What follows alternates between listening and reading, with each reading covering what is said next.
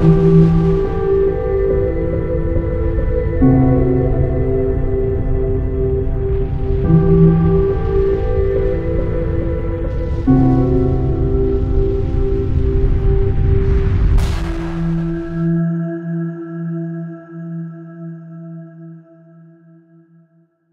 émission que j'ai tenu à lancer. Comme je l'ai expliqué sur le groupe, j'ai envie de discuter avec les membres du AT, parce que j'ai découvert chez quelques-uns d'entre vous j'ai fait des discussions avec certains d'entre vous qui ont été passionnés et passionnantes. Certaines ont été interrompues parce que la nuit, le boulot, et des fois je perdais le fil. Facebook, pour ça, c'est pas top.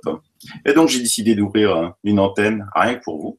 Et pour ce numéro 1, afin de débrider les gens, j'ai quand même tenu à inviter un membre du AT Célébricisme, connu, Elisabeth de Caligny. Bonjour Elisabeth. Bonjour Sylvano. Bah, écoute, c'est très gentil à toi. Je suis très flattée de faire la première. Ça me fait plaisir et ça me fait plaisir pour tout le monde. Voilà, j'espère qu'on va bien passer, passer du bon temps, un bon moment avec des belles questions. Je réponds à tout. Super.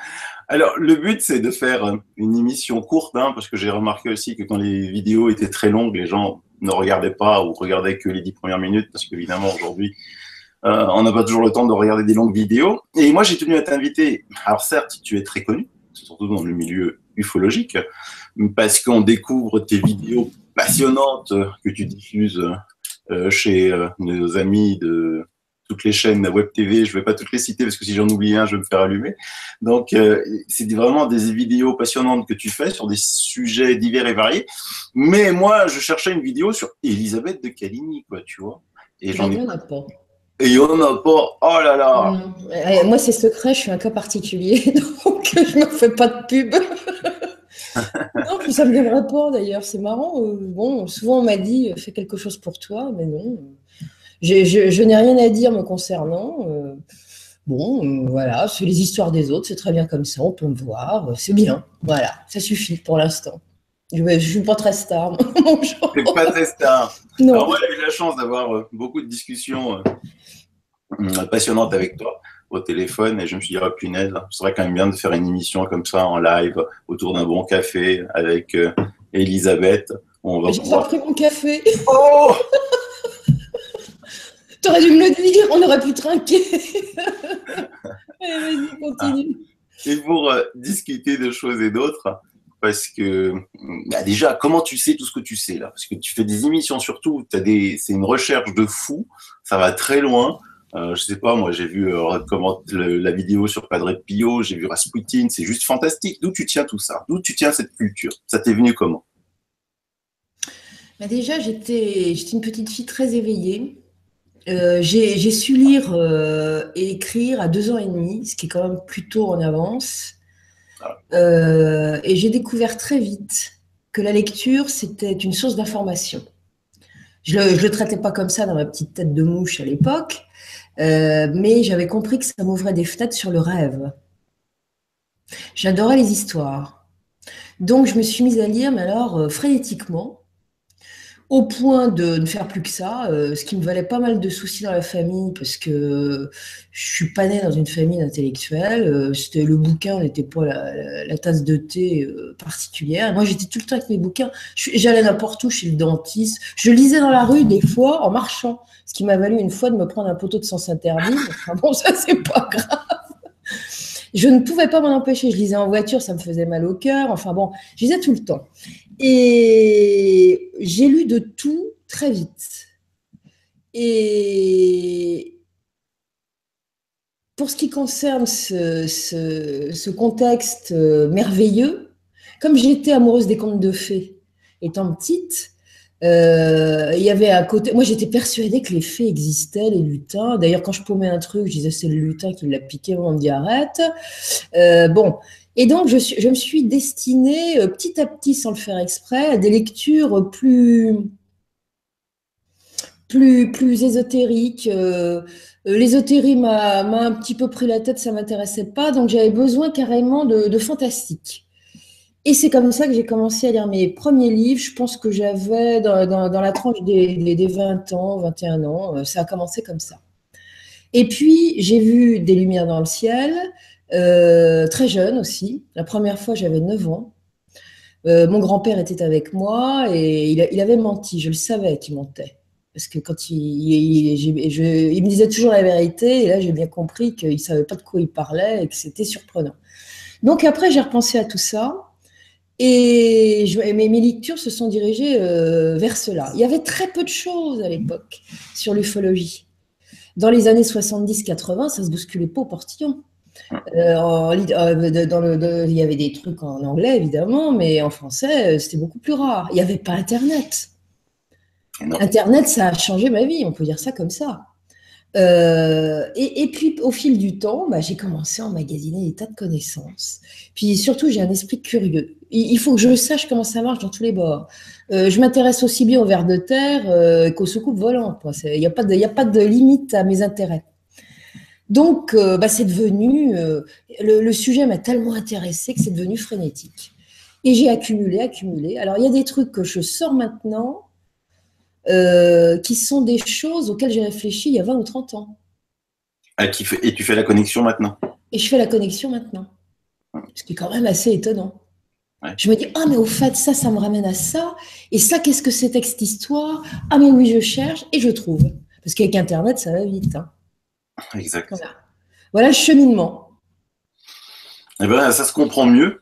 Hein, parce que, effectivement, pour faire les émissions que tu fais, il faut quand même il faut de grandes connaissances, hein, et puis effectivement des grands regroupements. C'est ça qui est intéressant dans l'ufologie. Et moi, je trouve, je sais pas ce que tu en penses toi, c'est ce qui manque un petit peu aux chercheurs en ce moment, parce que moi, je constate une chose, c'est que tout le monde a sa théorie. Hein, donc, on va prendre la théorie, bon, les sceptiques, ceux qui croient à rien, les taux-les-boulons, qui croient que c'est les taux-les-boulons, des observations d'OVNI. Il y en a qui croient que c'est des hommes du futur. Il y en a qui ont des théories néo-évéméristes sur les anciens astronautes qui reviendraient visiter la Terre et qui nous ont fait.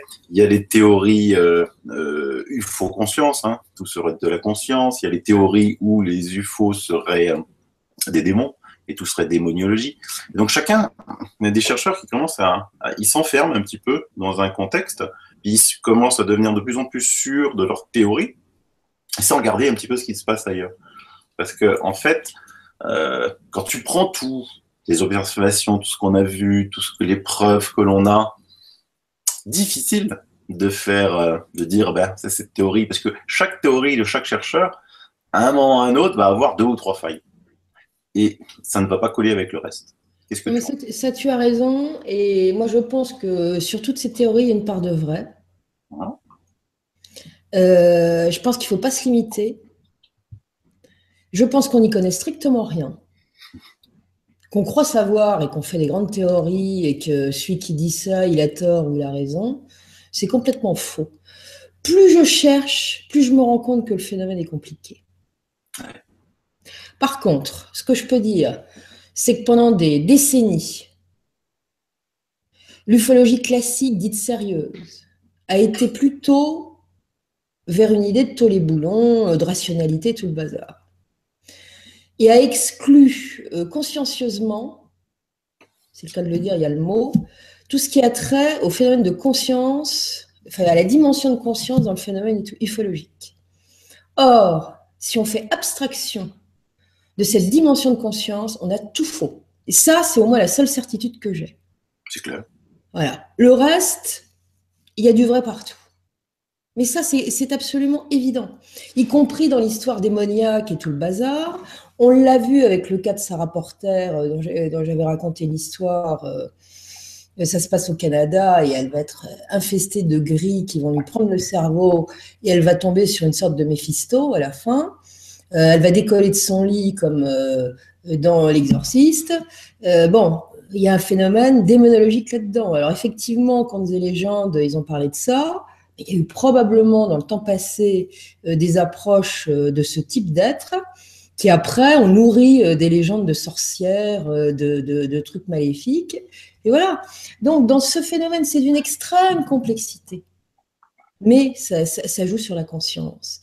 Et j'en veux pour preuve, c'est que tous les contactés sont des gens qui disent qu'ils ont été dirigés vers quelque chose, qu'ils ont reçu de l'information et tout ça. Ce sont des êtres, à mon avis, des intelligences qui ont la capacité de vous prendre le cerveau et de vous faire voir ce qu'ils veulent bien vous voir, y compris vous induire des images. Sans oublier, maintenant tu comprendras quand même pourquoi je t'ai invité dans le numéro 1, parce qu'on partage exactement les mêmes analyses. Hein, tu vois, moi je pense que tu as complètement raison, on n'y comprend rien et personne ne va pas y comprendre avant un certain temps, sauf peut-être si on le veut bien et si on continue les recherches pour pouvoir un petit peu décortiquer tout ça. Mais tu as raison, il y a de tout. Hein, celui qui dit que les taux, les boulons, c'est débile parce que la vitesse de la lumière ne peut pas être dépassée, il a tort. Celui qui dit que les démons n'existent pas, il a tort. Celui qui dit que les petits êtres de la nature, les fées, les elfes, n'existent pas, il a tort. Celui qui dit que la conscience n'a rien à voir, il a complètement tort. Tout est lié. Et j'en prends pour preuve tous ces génies méconnus que l'on met un petit peu de côté. Hein, comme par exemple Émile Pinel, que Jacqueline Bousquet a longuement décrit. Et Jacqueline Bousquet, en tant que chercheuse, biologiste, moléculaire, au CNRS, n'avait aucun scrupule à parler de thèses ufologiques, à parler de nouvelles dimensions, à parler de conscience modifiée, tu vois. Et par contre, on a du mal à incrémenter ces scientifiques-là dans le cursus universitaire classique. Et ça, c'est bien dommage. Mais ça, c'est certain, mais de toute façon, on y viendra, on n'a pas le choix. On voit bien, notamment, pas en France, ça c'est clair, c'est plus compliqué, mais sur certains chercheurs états-uniens ou autres commencent à se pencher sérieusement sur le sujet. Et il y a des choses qu'on n'aura jamais, des paroles qu'on n'aura jamais prononcées, des phrases qu'on n'aura jamais écrites il y a encore 15 ou 20 ans. Et maintenant, on commence à s'ouvrir. Regardez le phénomène des NDE. Je crois que c'est un cardiologue, je ne sais plus, je crois que c'est un Hollandais, je ne me souviens plus. Ce gars-là disait, quand mes patients me racontaient des drôles de choses, j'y croyais pas d'un millimètre. Puis il m'est arrivé un truc, et d'un seul coup, j'ai vu. Et j'ai cru. Et ce mec-là, c'est un scientifique, il ne va pas le garder pour lui, il va l'écrire, il va faire des conférences là-dessus. Donc, quand vous avez des gens qui ont le courage d'accoucher sur des sujets qu'on prend avec des pincettes, eh bien, ils vont en entraîner d'autres. Alors, évidemment, il y a une mesure à tout cela. Mais tôt ou tard, ça va évoluer. Et je pense qu'il y a des portes absolument immenses qui sont en train de s'ouvrir à l'heure actuelle. Et que quand on traite le sujet petitement, mais précisément, de manière à attirer l'attention, et à commencer à donner une forme d'information, les gens se posent des questions, les gens qui travaillent avec vous, qui sont dans la même partie que vous, vont se poser également des questions. Donc, ça ouvre la porte à des choses qui vont évoluer nécessairement. Et aujourd'hui, il y a tellement de portes qui se sont ouvertes qu'au bout d'un moment, même ceux qui sont arc-boutés sur leur certitude de scientifiques classiques, où c'est comme ça et c'est pas autrement, ils sont obligés à un moment donné, s'ils veulent avoir une honnêteté intellectuelle, de passer à autre chose. Voilà ce que je pense. Tu as tout à fait raison. En fait, c'est un chirurgien, je cherchais le nom parce que j'ai le livre en haut, c'est un chirurgien américain. C'était pas un Hollandais. C'est un américain, je crois que c'était un hollandais. Mais il y a peut-être eu un truc avec un hollandais. Je sais pas pourquoi je fais une Il a fixette écrit sur un livre, dans le titre, il y a le mot paradis. Ah, j'ai le livre en haut. Et en fait, effectivement, c'était un neurochirurgien très célèbre aux États-Unis. Hein. Quand il faisait des interventions, souvent les gens lui décrivaient des phénomènes d'NDE. J'ai vu le tunnel, j'ai vu la lumière. Et puis lui, il essayait d'expliquer ça par des effets psychologiques classiques. Et puis il n'y croyait absolument pas. Quoi. Et effectivement, comme tu dis, un jour, ça lui est arrivé. Et là, il a vécu de lui-même. Hein, surtout qu'il en a fait une très longue et très prolongée. Mais aussi d'autres. Quand tu dis que ça aborde le phénomène de conscience, il y a aussi l'inverse. Tu parlais de contacter, mais il y a aussi de simples observateurs. De simples observateurs de phénomènes ovni trouvent ensuite leur conscience, leur état d'esprit modifié après cette observation. Et hier, je citais deux chercheurs, enfin un philosophe, le français Teilhard de Chardin, et le savant russe Vladimir Vernadsky, qui eux pensent qu'il y a une sorte, ce qu'ils vont appeler une noonsphère autour de la Terre, où en fait, on serait connecté avec notre cerveau droit et qui enverrait des informations. Et la nuit, il y aurait un échange, un contact entre le cerveau droit et cette noosphère, et qui prend de l'information là-dedans, qui la transmet à notre cerveau gauche. Hein. Et je me demande s'il n'y a pas une relation de cause à effet avec justement la modification de conscience quand on voit un ovni de près. Peut-être, je ne sais pas. Je pense qu'il y a effectivement une banque de données informatives qui se balade autour de nous. Je pense que l'univers est information, qu'en fonction de la planète où nous habitons, il y a des sphères tout à fait particulières d'information qui nous sont destinées, qui sont reliées avec notre conscience supérieure, auxquelles nous avons accès, pas forcément en dormant d'ailleurs, je pense que c'est permanent. Ça s'accentue peut-être la nuit, ça c'est possible. Mais le phénomène ovni, je crois que c'est autre chose. Je pense que c'est intelligent. Alors, il y a effectivement ces informations qui sont données en permanence aux êtres humains, mais je pense que les intelligences qui sont derrière ce phénomène ont une capacité, des capacités parapsychiques absolument énormes. Et notamment celle de prendre le contrôle du cerveau. Et ça, on l'a vu, et ça, je l'ai fort bien compris, et pour moi, c'est devenu une conviction après ça, quand j'ai étudié le cas Menger. C'était clair et net. Il n'y a pas photo. Et je l'ai vu à mon propre. Bon, j'ai dit que je ne voulais pas parler de moi, mais je vais quand même parler un petit peu de ce qui m'est arrivé, plus d'une fois. Comment expliquer que je sois sortie de chez moi précipitamment, à toute vitesse pour aller dehors avec un appareil photo, que je n'ai pas utilisé d'ailleurs. D'un seul coup, ça me prend. C'est comme ça, c'est une pulsion. J'y vais et pan, c'est rare qu'il n'y ait pas quelque chose. C'est vrai. Ça m'est arrivé combien de fois? Je me souviens de m'être réveillée plusieurs fois. J'habitais à Paris. Je dormais profondément. Je me lève, j'y vais au radar. Je vais dans ma salle à manger. J'ouvre la fenêtre en grand, j'ouvre les yeux et il y avait une lumière devant moi. Au loin, une grosse étoile qui se baladait. Bon, je veux bien.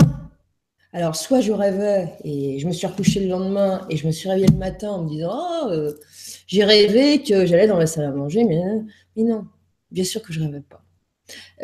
En plus, quand je me réveille, moi, même au milieu de la nuit, qu'il y a un truc qui me réveille, j'ai mon esprit rationnel qui se remet en route immédiatement. Je suis jamais dans le potage, jamais. Il faudrait que je n'ai pas dormi depuis 3 jours pour être comme ça. Bon. Donc, voilà. Alors, ce que je vous raconte, moi, ça m'est arrivé de multiples fois. Il y a des gens qui ne me disent pas, mais ça leur est arrivé de la même façon. C'est-à-dire qu'il y a quelque chose qui se passe. Alors, qui fait ça? Qu'est-ce qui fait ça? Est-ce que c'est une intelligence? Est-ce que c'est un phénomène qui n'a pas été étudié, qu'on ne connaît pas? Est-ce que c'est ma banque d'informations qui est dans ma noosphère, à moi perso, qui vient me réveiller pour que j'aille observer un truc? Qu'est-ce que j'ai vu? Bon, une lumière, d'accord, bon, c'est tout. Ça se balade, c'est vrai, ça disparaît, ça bouge, ça va à gauche, ça va à droite, bon, très bien. Voilà. Mais qu'est-ce que c'est qu'il y a derrière tout ça? J'en ai pas la moindre idée. Alors, c'est comme ça, mais je sais que ça me prend le chou. Et qu'une fois, quand j'en ai vu avec ma mère ici, c'était 2 sphères. J'étais vraiment tout à autre chose. J'ai dévalé l'escalier, j'ai pris l'appareil photo et j'ai vu arriver sur l'horizon 2 trucs. C'était 2 grosses lumières. Ma mère a vu des montgolfières et c'était ni des lumières ni des montgolfières, c'était des sphères et ça a été intelligent. Et quand j'ai voulu shooter avec mon appareil photo, les trucs ont changé de direction brutalement. Il y en a un qui a disparu derrière un arbre, on ne l'a jamais revu. Et le deuxième, il a clic, ça c'est. Bon, pourquoi j'ai fait ça? Donc, il y a une information qui m'arrive, puisque le monde, l'univers est informatif. Alors, ça peut être une information globale qui me dit, il y a un truc à voir, ça t'intéresse, vas-y. Ça, c'est pas une intelligence qui est derrière tout ça, c'est l'univers peut-être qui va me transmettre une information. Soit, c'est une intelligence qui va me dire, ma chérie, sors dans ton jardin et va regarder ce qui se passe. Et dans toutes les cas de figure, cette intelligence qui est derrière tout ça ne va pas communiquer avec moi, en tout cas, pas de façon consciente. Mais on peut se dire après que vu le nombre d'observations que j'ai pu faire depuis l'âge de 9 ans, il y a peut-être une intelligence qui m'a amené aujourd'hui à raconter ce genre d'histoire, qui ne me concerne pas, parce que je raconte les histoires des autres, mais j'informe. C'est vrai. Alors, allons savoir si je ne suis pas téléguidée. Sans doute, moi j'en suis sûr même. Allons savoir si tous ces gens, toi le premier aussi, qui fait de l'information, n'est pas téléguidé. J'en suis convaincu aussi. Bon, donc je pense qu'il y a une certaine catégorie de gens qui ont l'esprit curieux, qui ont l'esprit ouvert, qui font certaines choses parce qu'il y a quelque chose, ou une intelligence, ou autre chose derrière, qui les incite à chercher et à diffuser l'information. Et ça vaut également pour les scientifiques. Regardez Jean-Pierre Petit, à mon avis, c'est pas du tout un fait du hasard. Si ce monsieur que je respecte infiniment et que j'aime beaucoup est parti, quitte à foutre sa carrière en l'air et à avoir des tas de problèmes, on a vu ce qui lui est arrivé, s'il est parti là-dessus. Et il n'y a pas que lui. Oui, mais lui, il est parti de là-dessus un petit peu différemment, puisqu'il avait eu l'occasion de voir des lettres envoyées par des supposés. D'accord, mais qu'est-ce qu'il aurait pu faire? Les mettre de Il aurait côté en pu disant. l'ignorer, mais comme c'était un physicien, et que c'était dans son domaine et que il y avait des choses qui étaient intéressantes, des fois je me dis que c'est dommage qu'il y a beaucoup de physiciens qui devraient étudier un petit peu ce que racontent certains ufologues. Ça leur donnera des pistes. Quand on voit, ne serait-ce, je sais pas, par exemple, que les crop circles, quand tu vois Umberto Baudo, qui est un chercheur italien, lui, il a essayé de, non pas de savoir qui c'est qui fabrique les crop circles, si c'est des êtres de la nature, si c'est des entités bienveillantes, malveillantes. Je me suis dit, tiens, à quoi ça pourrait servir? Parce qu'il y en a plein qui sont un petit peu, qui lui ont donné l'impression d'être mécaniques. Et donc, il a essayé de construire des moteurs avec certains crop circles, c'est-à-dire en 3D, quoi, c'est-à-dire. Et puis, il s'est rendu compte que en fait, c'était quelque chose à énergie infinie, quoi. C'est-à-dire que ça continuait à tourner. Une fois que tu avais mis en place, ça tournait, ça tournait, ça tournait. Et qu'il n'y avait pas besoin d'énergie fossile pour les faire tourner. Donc, il avait là en main quelque chose à énergie libre. Alors, sauf que, petit bémol, avec notre gravité, notre 3D, ça à un moment, ça va s'arrêter, quoi. Tandis que bah, si c'était dans le cosmos et en antigravité, bah, ça tournerait indéfiniment. Alors, aussi, pourquoi j'ai appelé cette émission Face à Face, parce que j'adorerais, tu vois, discuter avec des scientifiques qui ne connaissent absolument pas l'ufologie ou qui font semblant de ne pas vouloir la connaître. Corrado Malanga m'expliquait un jour que il discutait avec un chercheur qui disait oh, moi j'y crois pas, j'y crois pas. Et il lui a demandé mais quelle recherche as-tu fait là-dessus? Il m'a dit aucune, pourquoi? Donc il dit ben voilà, donc t'y crois pas, c'est comme ne pas croire aux équations mathématiques parce que tu connais rien, c'est pas croire à la physique nucléaire parce que tu connais rien. Donc la réaction j'y crois pas, mais c'est uniquement les gens qui n'ont pas fait de recherche dans le domaine qui peuvent dire ça. Mais pour en revenir à tes boules, effectivement les boules c'est le phénomène UFO le plus vu. Tu as raison, c'est clairement relié à la conscience. Ah, mais moi, je pense que dans ces cas-là, c'est clair et net. Hein. C'est clair et net. Et le nombre de gens qui me disent j'ai été attiré, j'ai levé le nez, il y avait un truc, bon, il n'y a pas photo, évidemment. Et puis il y a des périodes où on va sans arrêt être incité à faire certaines choses, puis il y a des périodes comme en ce moment où je suis absolument pas incité à se faire ce genre de truc. Il y a peut-être des tas de choses qui passent, je vois rien du tout. Exact. Voilà, c'est tout. Ça peut durer des années d'ailleurs. Hein. Ça peut durer des années. Il y a des gens qui appellent ça avoir des guides, tu vois. Donc là aussi, ça se rejoint entre spiritualité et ufologie. Mais peut-être que finalement, ces guides spirituels et ce que l'on voit nous en ufologie, c'est peut-être la même chose, à savoir. Ah, bah, c'est possible. Il y a peut-être des intelligences qui nous servent de guide quelque part. Hein. Alors, il y a des intelligentes bienveillantes, peut-être d'autres qui le sont moins. Peut-être qu'une partie des consciences de l'humanité sont dirigées par ces intelligences-là. C'est pas du tout exclu. Hein. Et je le pense fortement sur certaines choses, en tout cas. Après, tu disais, ils ont des facultés parapsychologiques importantes et ils peuvent effectivement Parapsychique et faire de toi faire de notre cerveau ce qu'ils veulent. Mais tu sais, à l'inverse, il y a des humains qui sont capables de faire la même chose aussi. Oui, Oui, oui, ça c'est certain qu'il y en a qui ont des capacités d'amener les gens à faire certaines choses qu'ils n'ont pas forcément envie de faire. Je ne parle pas forcément d'hypnose, hein, je pense qu'il y a des gens qui ont ce côté fascinant. Regarde Hitler. Hitler, c'est quand même un drôle de mec, c'est quand même une drôle de personnalité. Ce petit bonhomme qui bugle en permanence, qui hurle, qui a la bouche qui se tord, qui raconte des trucs, il va fasciner quand même un peuple qui va être au garde à vous.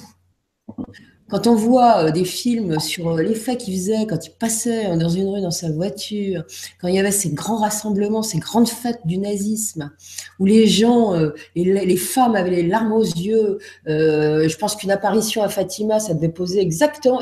On aurait filmé les gens de l'apparition de Fatima et la tête des gens, des trucs nazis, c'était la même fascination. Comment ce type dont j'ai lu plusieurs films, qui était creux, dont j'ai lu des tas de biographies, j'ai essayé de comprendre comment il a pu fasciner autant de gens. Exact. Avec des théories à la noix. Mais il y avait quelque chose en plus. Vous dire que ce mec-là était le grand dirigeant de sa pensée et tout ça, non, je pense que c'était un pantin. Un pantin de téléguidé. Exact. C'est une Voilà. théorie, tu as raison, parce que moi, j'ai jamais pu comprendre, parce qu'autant quand on voit des dictateurs aujourd'hui, heureusement, il en reste pas beaucoup. Mais ça vaut la même chose pour Mussolini. Hein. Regarde, Ça vaut la même chose pour Mussolini, Mussolini. pareil. Hein. Il a attiré les foules, mais lui, c'est un peu différent d'Hitler, parce qu'il avait fait des choses quand même qui étaient pas mal avant. Oui. Oui, mais Hitler était un moins que rien. Un jour, il va falloir que je raconte Hitler et tout ce qui l'amenait de façon anormale jusque sur le haut du podium. Mhm. Et comment ce type, qui était un semi-SDF, parce que ce n'était rien d'autre, comment ce type qui n'avait une seule capacité, c'est d'avoir des talents oratoires, a pu arriver jusque-là, avec sa médiocrité. C'est absolument incompréhensible. Sauf à ce qui est un élément extérieur de direction de sa conscience qui l'a aidé à aller jusque-là.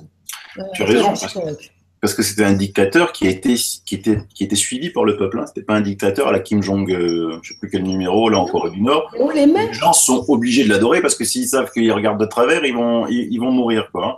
C'était pas du tout le cas de Hitler. C'était vraiment, les gens l'adoraient pour ce qu'il était. Et ça, c'est... Il avait un pouvoir de fascination. Les femmes étaient amoureuses de lui. Fou. De toutes conditions sociales, même des bonnes femmes qui étaient intelligentes, qui étaient cultivées, mais elles auraient donné n'importe quoi pour qu'il leur fasse un bisou, et ce qu'il n'aurait jamais fait parce qu'il n'avait pas du tout le profil. C'est ahurissant, c'est incompréhensible. Pour moi, c'est une énorme énigme, la montée d'Hitler au pouvoir et la façon dont il a pu aller aussi loin, y compris l'aveuglement qui a causé le nazisme à des gens, des politiques européens, je parle de Chamberlain et d'autres, qui se sont fait piéger comme des bleus. Ça a marché. Comment ce pantin agité et criard a pu faire autant d'effets et mettre en danger la paix mondiale et l'humanité dans toute sa globalité?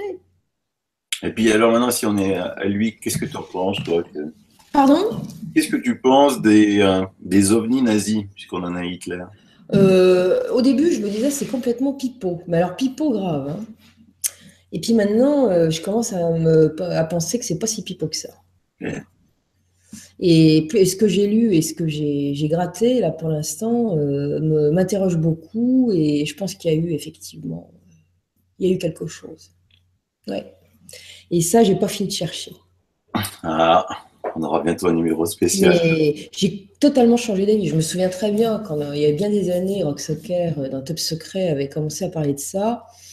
Je m'étais dit, ça m'avait intéressé, je l'avais lu, j'avais dit, oh, c'est intéressant, mais bon, j'avais un gros doute. Maintenant, j'ai beaucoup moins de doutes. Et il y a des tas de choses sur lesquelles j'avais des doutes absolus, c'est pas seulement à ce niveau-là, hein, que sur lesquels j'ai pas de certitude absolue car je n'en aurai jamais sur rien. Mais j'ai la conviction qu'il y a quelque chose derrière, certaines théories fumeuses qui ont été développées il y a 10, 15, 20 ans. et qui ne le sont un peu moins maintenant, parce qu'on a plus d'informations, parce que c'est mieux expliqué et que ça donne plus de consistance au sujet. Voilà. Et puis, il y a des choses qui sont quand même divulguées. On a beau dire, oui, oui, la divulgation n'est pas faite, mais il y a quand même des choses qui ont été déclassifiées. Pas le plus important, ça, certes, mais il y a quand même des choses qui ont été déclassifiées et qui laissent à supposer qu'effectivement, ces théories fumeuses qui n'étaient étayées sur pas grand-chose à l'époque commencent à prendre du poids. Hein. Non, mais bien sûr, il y a des documents, hein. Ne serait-ce que voir les vidéos de Chris Esson, hein, sur Otis Kerr, sur William Tompkins. Il y a des choses, il y a vraiment du factuel. Les recherches de Nikola Tesla, tout ça, c'est assez étonnant. Et donc après, on voit avec les opérations, les projets Rainbow jusqu'au projet Mount Hawk, la chape de plomb, hein, qui a été mise là-dessus par les États-Unis, et la désinformation qui a commencé. Et il est clair, il est entendu que, je le dis souvent, je le répète, en 2017, il est complètement aberrant de penser qu'on a encore besoin de pétrole pour faire fonctionner une voiture.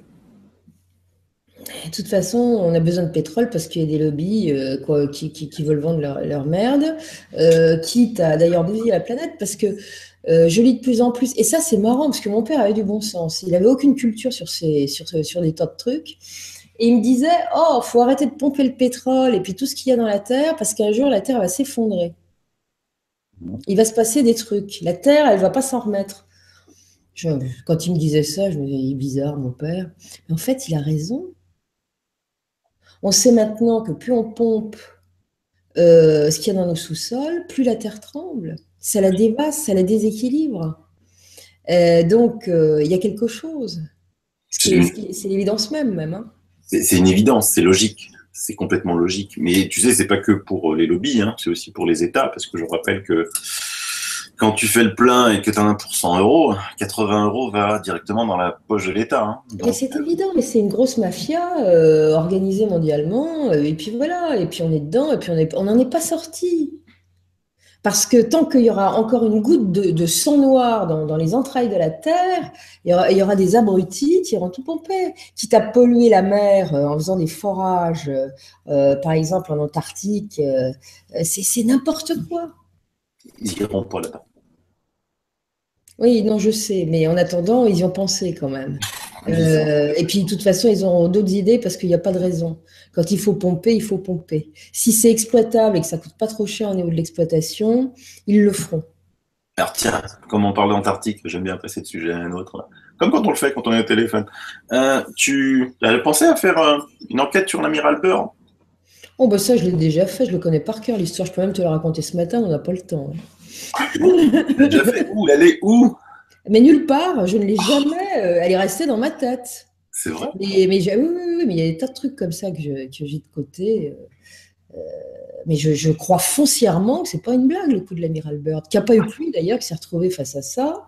Je pense qu'il est passé. Je pense qu'à cet endroit-là, il se pourrait bien qu'il y ait. On saute d'une dimension à une autre. Voilà. Ça me plaît bien comme théorie. Et il y a un passage, il y a une porte, certainement, qu'on ne voit pas, hein, d'un seul coup, sans s'en rendre compte, plouf, le voile s'écarte et on passe. Et c'est comme ça qu'il est passé à un endroit qu'il n'aurait pas dû voir. Alors, vous dire que c'est la Terre creuse, j'en sais rien, mais qui est effectivement un changement d'espace-temps qui se fait au pôle, c'est possible. Et c'est ce qu'il a vu. De toute façon, il y a quelque chose. Hein. C'est pas pour rien qu'en 1962, les plus grosses armées du monde ont mis ce territoire en protection, en interdiction de survol. C'est certainement pas en 1962 pour des raisons écologiques, hein. Ça c'est sûr. Mais quand c'est que Elisabeth de Caligny écrit son premier livre? Bah, Elisabeth, elle a tout écrit, sauf qu'elle n'a pas fait sa sauce et qu'il faudrait qu'elle se bouge les fesses parce qu'il faudrait que ça sorte depuis le temps qu'elle le dit, que son éditeur chéri attend, etc., etc. Voilà. Ça va venir. Je pense que ça va être cet été que je vais finaliser et que ça sera fait, on n'en parlera plus. Et ben voilà, donc ce sera, on peut annoncer, ben voilà, tout le monde, cadeau de Noël sous le sapin. Voilà, j'aimerais bien ça. J'aimerais bien que ce soit fait pour Noël. Bon, c'est là, j'ai vraiment, c'est vraiment de la mise en page et tout. Mes sujets, tout est écrit. De toute façon, c'est simple. Ce que je vais sortir déjà pour commencer, c'est toutes les histoires dont j'ai parlé. C'est pas à l'attention forcément des gens qui m'aiment bien et qui me regardent habituellement, encore que ça peut leur faire un pense-bête. C'est surtout pour ceux qui ne connaissent pas. Parce qu'il faut savoir que tout ce que je le fais pas pour moi.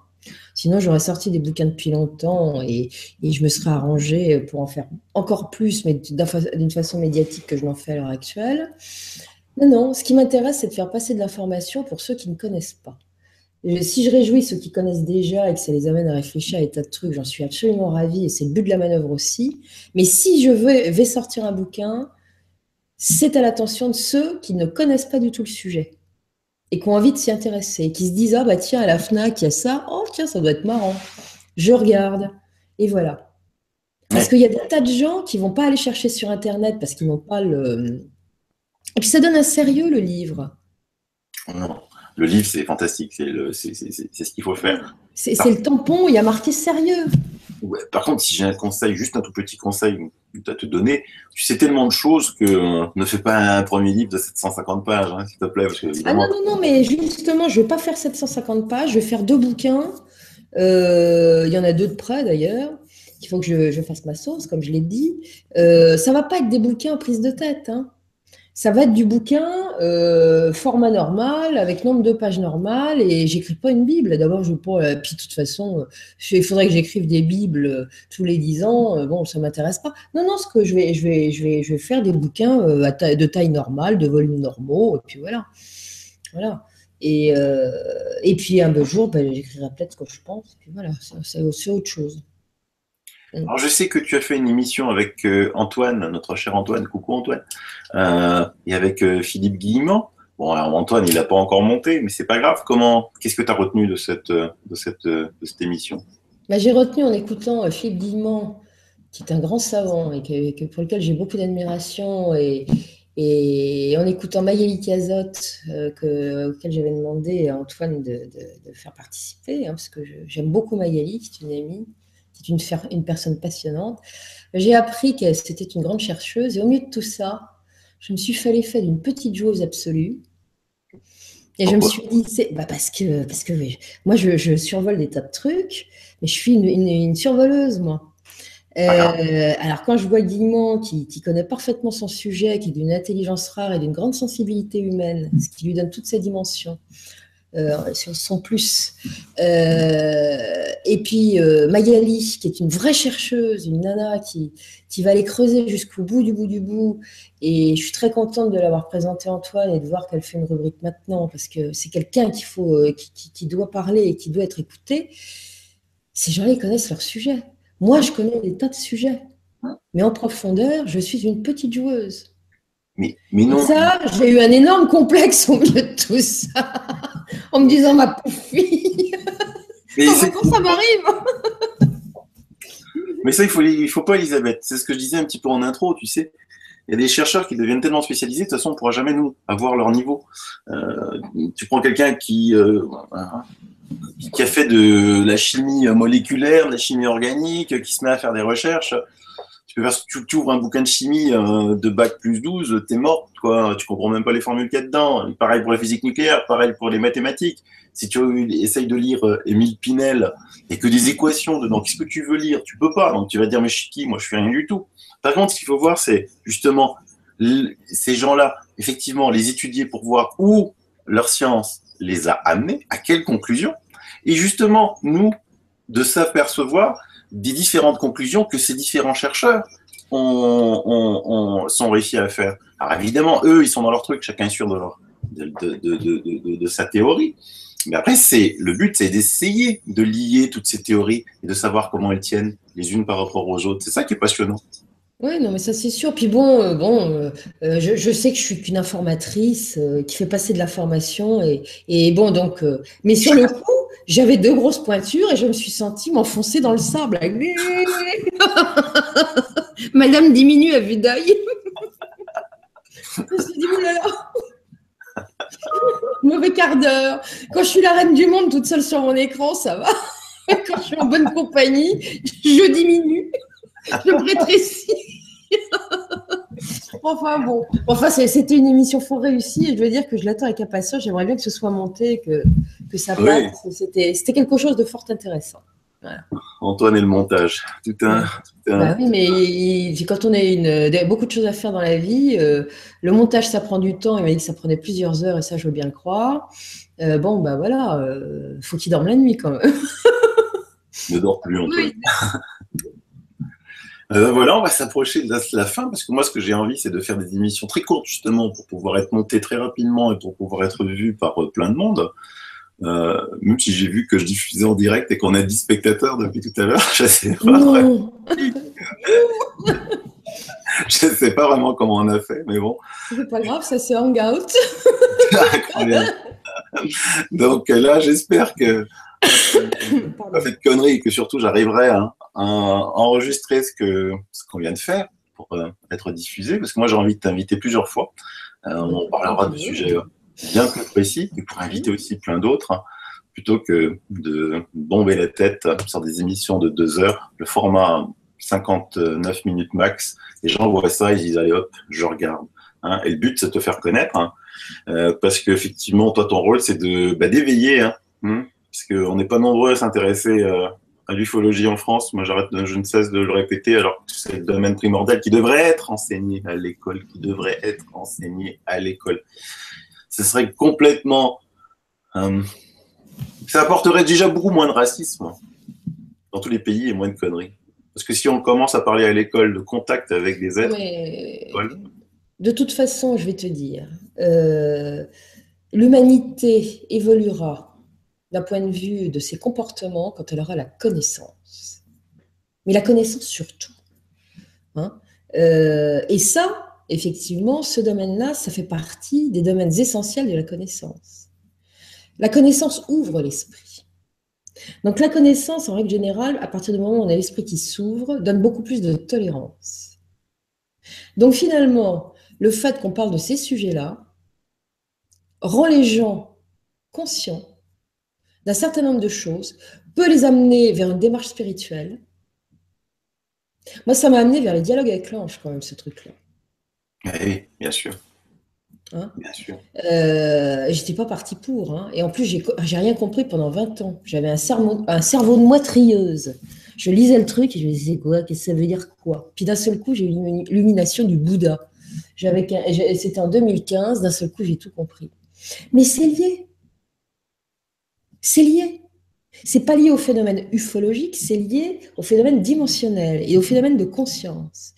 Et c'est donc une des parties du phénomène ufologique, c'est un truc complémentaire. Si on parle de la conscience. Voilà. Pour ceux qui nous suivent, Dialogue avec l'ange, c'est un livre de... Ah, Elisabeth. C'est un livre qui n'a été écrit par personne, mais dont les paroles d'un être supérieur, de maître supérieur, que l'éditeur a qualifié ange, a été recueilli par la survivante de l'aventure, s'il y en avait 4. Il s'appelle Gita Malache. Donc, il n'y a pas d'auteur. Il n'y a qu'un scribe, comme se qualifiait Gita Malache, qui a restitué ces textes qui ont été pris et ça a été traduit en plusieurs langues et ça a été diffusé dans le monde entier. Ah, c'est diffusé dans le monde entier. Tu m'avais conseillé de l'acheter, je l'ai acheté. Il y a eu au moins 18 langues ou un truc comme ça, je crois. Et tu m'as conseillé aussi de le lire à haute voix. Oui, et de le chanter, même parfois en lisant. Non, moi je le lis tous les soirs, c'est sur mon oreiller. Il y a le chat d'un côté, il y a le dialogue avec l'ange de l'autre. Il y a le chat qui m'écoute religieusement parce qu'il doit y avoir une vibration dans le texte. Donc quand je lis les dialogues à haute voix, le chat m'écoute, ce qui est quand même curieux. Et ouais, il dort pas, il m'écoute. Il est comme ça. Et il y a une musique, il y a une vibration. Et ça vous rend léger, après on dort bien. C'est un très bon livre de chevet. On n'est pas obligé de s'en faire une tartine. Rien qu'un paragraphe suffit. C'est génial, Elisabeth. Écoute, Elisabeth, je te dis à très très bientôt. À bientôt, Sylvano. Merci de m'avoir reçu pour cette première. Mais oui. Et puis, moi, ça m'a fait super plaisir. Et de toute façon, je suis toujours très heureux de t'avoir et de converser avec toi. Continue ce que tu fais. Tu le fais merveilleusement bien. Merci beaucoup. Bonne journée à toi. À bientôt. Bonne journée à tous. Au revoir tout le monde. Ciao, Au ciao. revoir.